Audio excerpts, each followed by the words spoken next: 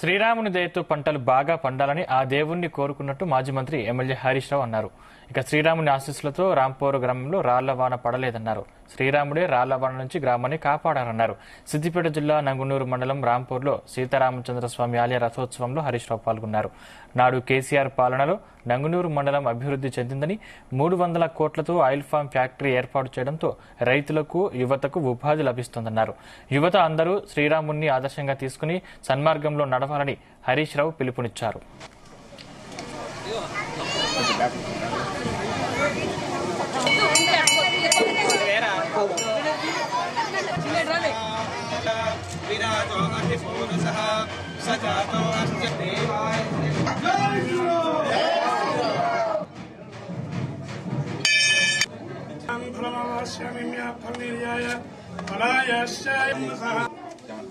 ద్రౌపది భారతరాణి మీకు ఇంత మంగళమాంగళ్యే శివే సర్వార్థ సాధికే.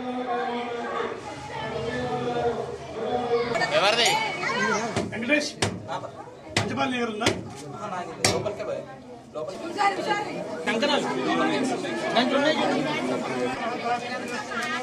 ఈరోజు రథోత్సవం ఎంతో అద్భుతంగా రాంపూర్ గ్రామంలో జరుగుతూ ఉంది. పోయిన సంవత్సరం కూడా మీరందరూ పిలిస్తే నేను ఇక్కడికి వచ్చాను. మొన్న కూడా దానికి తప్పకుండా రావాలని మన గ్రామ పెద్దలందరూ కూడా హైదరాబాద్కి వచ్చి నన్ను కలవడం జరిగింది. చాలా సంతోషం. ఈ రథోత్సవంలో నేను పాల్గొనడం నాకు చాలా సంతోషంగా ఉంది. ఏదైనా ఆ దేవుడి దయ ఉంటేనే మనకంతా మంచి జరుగుతుంది. ఇప్పుడు మనం ఎంతో కష్టపడి కాళేశ్వరం నీళ్లు తెచ్చుకున్నాం. బంగారం వల్ల మంటపండి అనుకుంటే నిన్న కాక మొన్న రాళ్ళవాన పడి నోటికాడి ముప్పై జారి కింద పడ్డట్టు అయిపోయింది.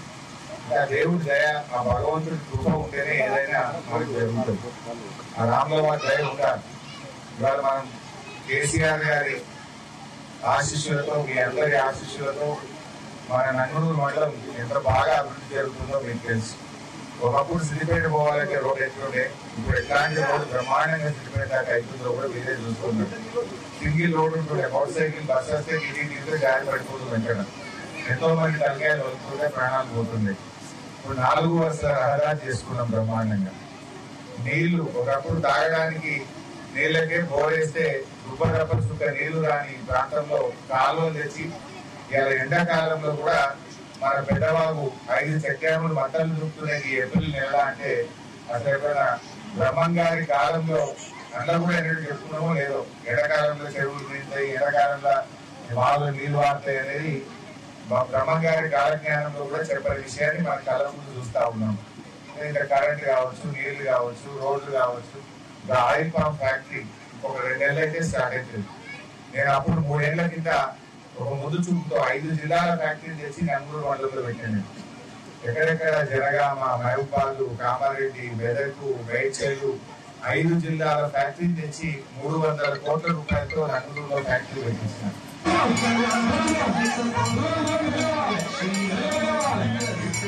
మర్చిపోయి